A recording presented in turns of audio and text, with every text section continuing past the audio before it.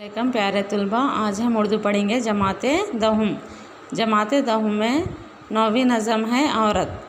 इस नज़म में पहला हिस्सा मुकम्मल हो चुका। आज हम दूसरा हिस्सा पढ़ेंगे। पार्ट 2 में नज़म पढ़ना है। कौन सी है नज़म? औरत। उठ मेरी जान मेरे साथ ही चलना है तुझे, कलब माहौल में लर्जा शरीर जंग है आज, हौसले वक्त के और जीसत के एक रंग है आज, आप गनों में तपाला वलवला संग है आज, हुस्न और इश्क हम आवाज़ वहम आहंग है आज, जिसमें जलता हूँ इसी आग में जलना है तुझे, उठ मेरी जान मेरे साथ ही चलना है तुझे। तेरे कदमों में है फिरदौस तमद्दुन की बहार, तेरी नज़रों पे है तहज़ीब व तरक्की का मदार, तेरी आगोश है गहवारा नफ्स व किरदार, ताबा के गिर्द तेरे वहम व तायन का हिसार, कूद कर मजलिस से खलवत से निकलना है तुझे, उठ मेरी जान मेरे साथ ही चलना है तुझे। यहाँ पे खलब के माने हैं, चंद अल्फाज माने दिए गए हैं, इनके माने आप लोग अंडरलाइन करें, यहाँ पे लिख लेना। खलब यानी दिल है और जीसत के माने है ज़िंदगी। क्या है जीसत के माने? ज़िंदगी। इसी तरह आपगनों के माने हैं शीशा। क्या है आपगनों के माने? शीशा। इसी तरह आप देखो यहाँ पे, तू के बेजान खिलौनों से बहल जाती है, तपती सांसों की हरारत से पिघल जाती है, पाँव जिस राह में रखती है फिसल जाती है, बन के सीमा भर एक ज़र्फ़ में ढल जाती है, जीसत के आहनी सांचे में भी ढलना है तुझे, उठ मेरी जान मेरे साथ ही चलना है तुझे। गोशा गोशे में सुलगती है चिता तेरे लिए, फ़र्ज़ का भेस बदलती है ख़ज़ा तेरे लिए, खैर है तेरी हर एक नरम अदा तेरे लिए, जहर ही जहर है दुनिया की हवा तेरे लिए, रुत बदल डालकर अगर फूलना फलना है तुझे, उठ मेरी जान मेरे साथ ही चलना है तुझे। यानी औरत को इस दुनिया में क्या करना है कि अब तक जो भी अंधेरी दुनिया में है इसको निकल कर उजाले की दुनिया की तरफ रुख करना है। इसका खुलासा देखेंगे। और इसी नज़म है, देखो यहाँ पे तीसरा हिस्सा नज़म का।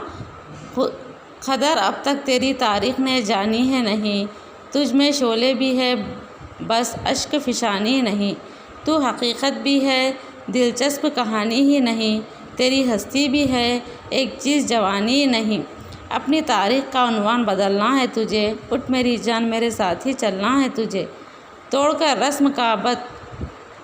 रस्म का बुत बंदे क़दामत से निकल, ज़ईफ़ इशरत से निकल, वहम नज़ाकत से निकल, नफ्स के खींचे हुए हल्का अज़मत से निकल, क़ैद बन जाए मोहब्बत तो मोहब्बत से निकल, राह की खारी क्या गुल भी कुचलना है तुझे, उठ मेरी जान मेरे साथ ही चलना है तुझे।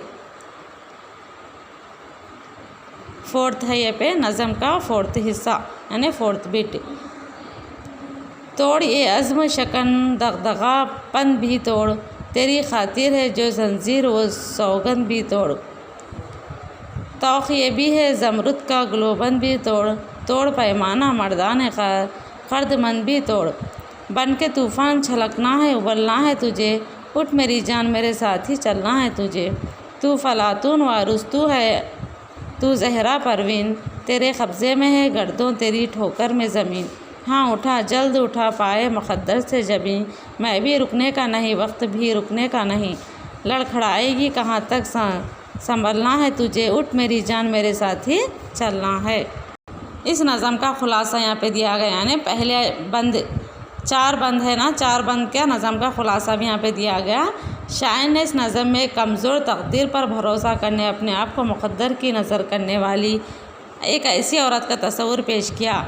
यानी इस नज़म में शायर क्या करे, कमज़ोर तकदीर, औरत अपने आप को कमज़ोर और तकदीर के बारे में बताती है, तो एक औरत की तस्वीर कशी की है। कौन तस्वुर पेश किया? शायर, जो समाज में अपने वजूद की गुमशुदगी का रोना रोती रही, और ऐसी औरत के दिल में शायर ने वलवलों के तूफ़ान उठाए।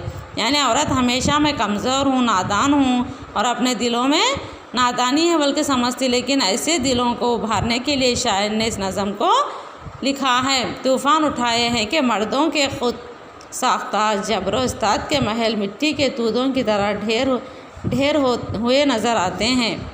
इसी तरह मर्द बाला दस्त समाज यानी मेल डोमिनेटेड सोसाइटी। बताओ, मैं औरत हौसला शिकन मरहलों से होकर गुज़र रही है, इसके बावजूद वो अपने अंदर बेशुमार सलाहियतें रखती है। औरत के अंदर ऐसे सलाहियतें पाई जाती हैं कि बेशुमार यानी कई सलाहियतें, एक औरत के अंदर एक काबिलियत पाई जाती है, लेकिन उसको उभारने वाला कोई भी नहीं रहता। अपने अंदर बहुत ही सलाहियतें रहती, नॉलेज रहता और कई मालूमात का ज़ख़ीरा पाया जाता लेकिन औरत के अंदर, लेकिन इसको उभारने के लिए क्या वो चार ही दीवारों में मगन रहती हैं। इसको उभारने के लिए इस नज़म को शायर लिखा है। यहाँ पे मेल डोमिनेटेड, इस नज़म में ही इन बातों को शायर ने बड़ी दिलगदाज अंदाज में बयान किया। यानी औरत के अंदर बहुत ही बेशुमार सलाहियतें पाई जाती हैं। हमारा समाज इसकी मजबूरियों का फ़ायदा उठाते हैं। हमारा समाज क्या करता है, औरत के कमज़ोरियों का, मजबूरियों का फ़ायदा उठाते हुए इसकी हर तरह हौसला शिकनी करता है। इस नज़म के पहले बंद में यानी इस नज़म के पहले बंद में शायर ये बताना चाहते हैं कि कौन है इसके शायर। कैफ़ी आज़मी शायर ने इस नज़म में बताना चाहते हैं कि नज़म के पहले बंद में शायर ने आज के हमारे समाज की जहाँ तस्वीर कशी की, यानी हमारे समाज में औरत के बारे में बताना चाहते हैं। इसने बताया, कौन शायर, कैफ़ी आज़मी शायर ने समाज में औरत के बुलंद मुकाम को बताना चाहते। इसने बताया कि हमारे माहौल में मर्द और जन दोनों बराबरी का हक़ रखते हैं। हमारे समाज में औरत और मर्द दोनों बराबरी का हक़ रखते हैं, यानी औरत हर जगह मुकाम पर तालीम हासिल कर सकती है, हर मुकाम को हासिल कर सकती है और अपने सलाहियतों का अच्छी तरह इस्तेमाल करके ज़िंदगी कामयाबी गुजार सकती हैं। सभी के हौसले एक रंग यानी एक जैसे हैं। सबके हौसले क्या है, मर्द हो या औरत हो, एक जैसे हैं। और ऐसे माहौल में औरत को भी शायर के साथ यानी मर्दों के दोष बदोष बराबरी करनी चाहिए। औरत को भी क्या है, समाज में मर्द के बराबर मुकाबला करने का पूरा हक़ हासिल है। और औरत की अज़मत और इसकी रफ्तों के इजहार के लिए शायर ने इसे फिरदौस तमद्दुन की बहार कहा। यानी औरत इतनी सिन्फ़ नाजुक है कि शायर बयान करे फिरदौस तमद्दुन की बहार से मिसाल दी गई। किसको, औरत को क्या बोले, फिरदौस तमद्दुन की बहार कहा। यानी औरत ही हमारे तमद्दुन और तहज़ीब को बरकरार रख सकती है। औरत ही क्या है, अपने तमद्दुन और तहज़ीब को बरकरार रखने के लिए समाज में किसका हक़ है, औरत का, और हमारे समाज को जन्नत निशान बना सकती है। औरत का ये भी फ़र्ज़ है कि हमारे समाज को जन्नत निशान यानी अच्छा मुकाम बना सकती है। ताबा यानी तो तवा जिस पर रोटी पकती है, जिस पर रोटी पकती उसको क्या कहते हैं, ताबा यानी तवा जिस पर रोटी पकती है। ताबा के गिर्द तेरे वहम ताइन का हिसार से शायर की मुराद ये है कि औरत की दुनिया सिर्फ बावर्ची खाने तक ही महदूद नहीं। दुनिया वाले ये समझते हैं कि औरत की सिर्फ़ काबिलियत, जितने भी तालीम हासिल करो, जितनी भी काबिलियतें रहेंगे, कितनी भी सलाहियतें पाई जाएंगे औरत के अंदर, लेकिन उसको तमाम लोग ये दायरा बनाया गया है कि औरत सिर्फ सब बावर्ची खाने के हद तक ही महदूद है। और ये नहीं समझना चाहिए कि समाज वाले दुनिया में औरत का मकाम बहुत ही बुलंद व मर्तबा पाया जाता है, ऊंचे से ऊंचे मुकाम को पहुंच सकती है अपनी काबिलियतों को इस्तेमाल करते हुए, सही इस्तेमाल। और शायर ने औरत की बेबसी और मजबूरी को अपने फ़राइज़ का हिस्सा बताया है, जिसकी वजह से दुनिया औरत के लिए जहर जैसी बन गई है। शायर ये बताना चाहते हैं कि औरत सिर्फ बावर्ची खाने तक ही नहीं बल्कि दुनिया में हर शोबे में हिस्सा ले सकती है और हर काम को मुकम्मल करती है, लेकिन दुनिया वालों के लिए जहर बन गया है।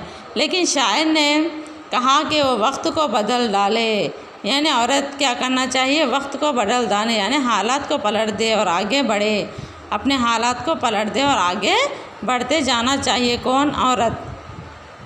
शायर ने औरत को नसीहत के अंदाज में मुखातिब होकर कह रहा है कि हमारे समाज में औरत के लिए ला यानी रस्म रिवाज जो क़दामत पसंदी का लिबादा ओढ़े हुए हैं, वो औरत के अंदर है सस महरूमों को उजागर करते हुए। इसलिए औरत को चाहिए कि ज़माने के अच्छे बुरे को समझे और अपनी हैसियत को मनवाए। इसलिए औरत को ये चाहिए कि दुनिया में अच्छा क्या है, बुरा क्या है, पहली तरह इसको अच्छी तरह समझकर इसको अच्छी चीज़ों की तरफ अमल करते हुए आगे बढ़ सकती है और अपने ऊंचे मुकाम को यानी खेल के मैदान में हिस्सा ले सकते हैं और अच्छे तालीम हासिल करके आला मुकाम को पहुंचने का हक़ है और समाज में हर तबके में, हर सोसाइटी में और हर इसमें हिस्सा समाज में लेकर आगे बढ़ सकती है। इसी तरह शायर ने औरत को आज की इस दुनिया में जीने के लिए इसके अंदर बगावत के जज्बात को जगाया है। शायर ने औरत को आज की इस दुनिया में बगावत यानी बराबर हकदार है बल्कि जगाया है और कहा कि औरत को चाहिए कि वो खौफ व हरास के जंगल से बाहर निकले। अब तक जो भी अंधेरी दुनिया में है, इस अंधेरी दुनिया से बाहर निकले और ज़मरुद का ग्लोबल यानी समाजी पाबंदियों की क़ैद से आज़ाद हो जाए। समाजी पाबंदियाँ क्या क्या है? क्या औरत सिर्फ बावर्ची खाने में रहना, 4 दीवारों में रहना, बाहर नहीं निकलना, तालीम हासिल नहीं करना, लड़की की तालीम हासिल करना मना है, सिर्फ मर्द ही तालीम हासिल करना, ये तमाम समाज के रस्म रिवाज को ख़त्म करके औरत आज पाबंदियों की क़ैद से आज़ाद हो जाए और पैमाना फ़र्द यानी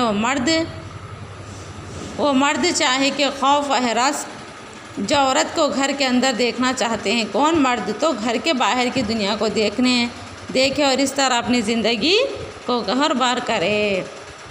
शायर ने औरत की हिम्मत अफजाई के लिए इसे अफलातून और अरस्तु जैसे नामुर ज़माना साज हस्तियों से ऊंचा बताया है।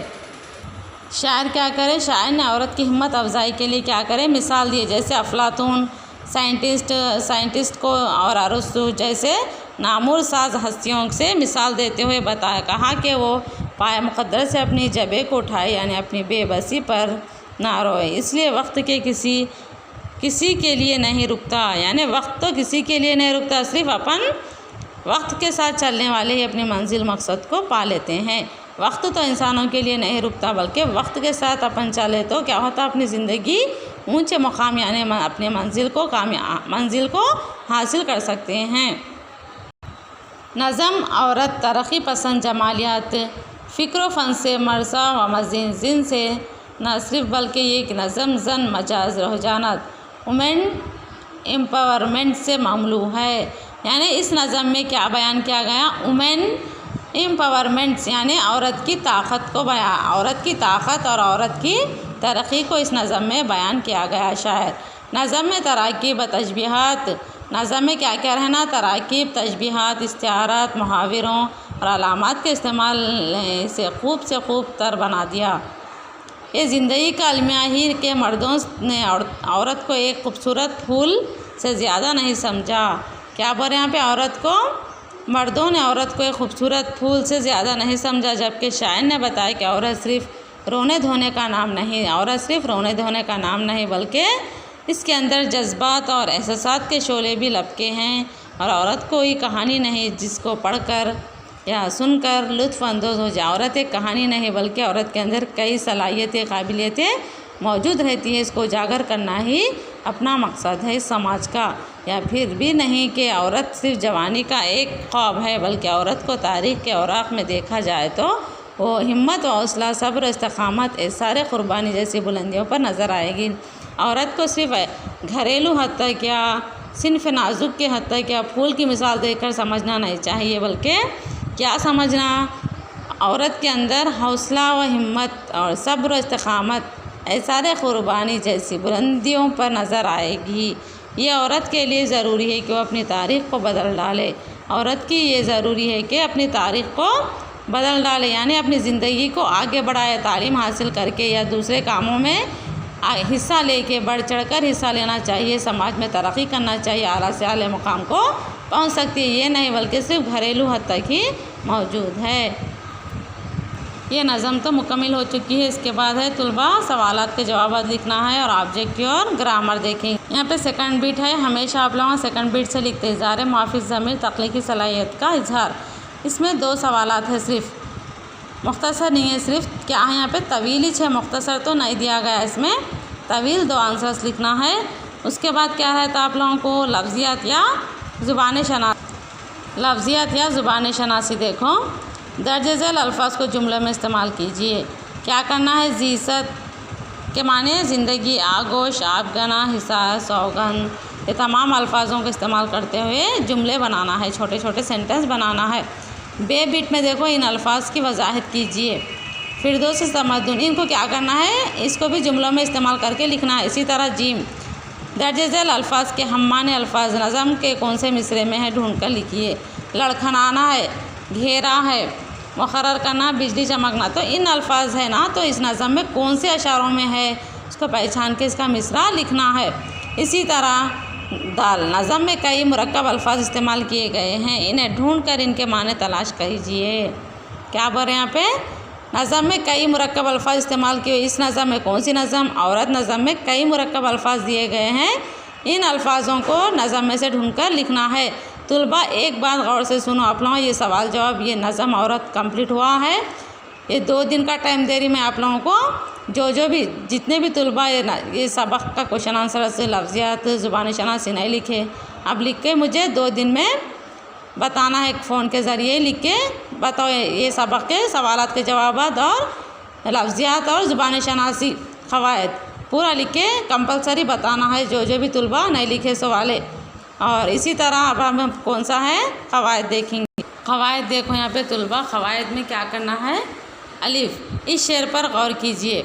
जब हाथ इसकी नब्ज़ पर रखा तबीब ने महसूस ये किया कि बदन में लगी आग। इस शेर में आग से मुराद बदन की हरारत है। आग बोले तो बदन की हरारत है, ना कि हकीकी आग। क्या बोल रहे हैं यहाँ पे, आग के माने हैं बदन की हरारत। अगर रियल में आग नहीं होती बल्कि हकीकी आग, और हकीकी माने मुराद भी नहीं लिया जा सकता। तो मजाज मरसिल किसको बोलते हैं, जब किसी लफ्ज़ के हकीकी माने को तुर करके हकीकी माने बतो। अब यहाँ पे आग बोल रहे, आग बोल तो अंगार बोलते ना तुम लोग, सब आग बोले तो समझ जाना कि आग वो जलने वाली आग, लेकिन यहाँ पे आग के माने आग नहीं बल्कि बदन की हरारत है। तो मजाज मरसिल किसे कहते हैं, जब किसी लफ्ज़ के हकीकी माने रहते आग बोल के है लेकिन उसके माने दूसरे रहते। हकीकी माने आग है लेकिन इसके माने क्या है, बदन की हरारत। तो इसी तरह जब किसी लफ्ज़ के हकीकी माने को तुर्क करके सिर्फ मजाजी माने में इस्तेमाल किया जाए तो उसे मजाज मरसिल कहते हैं। आया ना समझ में। अब यहाँ पे मिसाल के तौर पर आग बोल रहे, आग बोता अपन जलते सो आग या पकवान की आग वो रहती वो, लेकिन यहाँ पे माने क्या दे रहे, हकीकी आग है लेकिन माने अलग दिया जा रहा है, इसको क्या कहते हैं, मजाज मरसिल कहते हैं। इसी तरह बे देखो, इस शेर पर गौर कीजिए। कहना है कि दियारे गुर्बत में एक गमज़दा रोता रहता है, दिन रात तुम्हारी फ़िरक़त में मुँह अश्कों से धोता रहता है, गुलाए महन को आंसू के तारों में पुरोता रहता है। ऐ अब्रे रवां जा सोए वतन, जा सोए वतन, कौन सा है ये, 9th क्लास का अशार है। इसी तरह इस बंद में अश्कों से मुँह धोना, इस बंद में क्या बोल रहे, अश्कों से मुँह धोना बोले तो आंसुओं के तार को पुराना। ये किनाया है। किनाया किसे कहते हैं, कलाम में हकीकी माने को छोड़कर मुरादी माने, जो हकीकी मानों को छोड़कर, जो रियल के मानों को छोड़कर दूसरे मानों में लिया है तो उसे किनाया कहलाता है, और हकीकी माने में भी मुराद लिया जाता है। यहाँ पे मश नंबर क्या है, लास्ट मश नंबर है। इन अशार में अच्छी तरह तुलना पढ़ के मजाज मरसिल कौन सा है, किनाया कौन सा है, इसकी निशानदही करना है। और तुम लोगों को ये नज़म औरत नज़म मुकम्मल हो चुकी है। इसके क्वेश्चन आंसर्स लिखना है, लफ्ज़ियात और क़वायद, ये 3 भी लिख के 2 दिन का टाइम दे रही मैं आप लोग, लिख के मुझे क्वेश्चन आंसर्स बताना है। इस नज़म मुकम्मल हो चुकी है। इंशाअल्लाह अगला सबक कल पढ़ेंगे।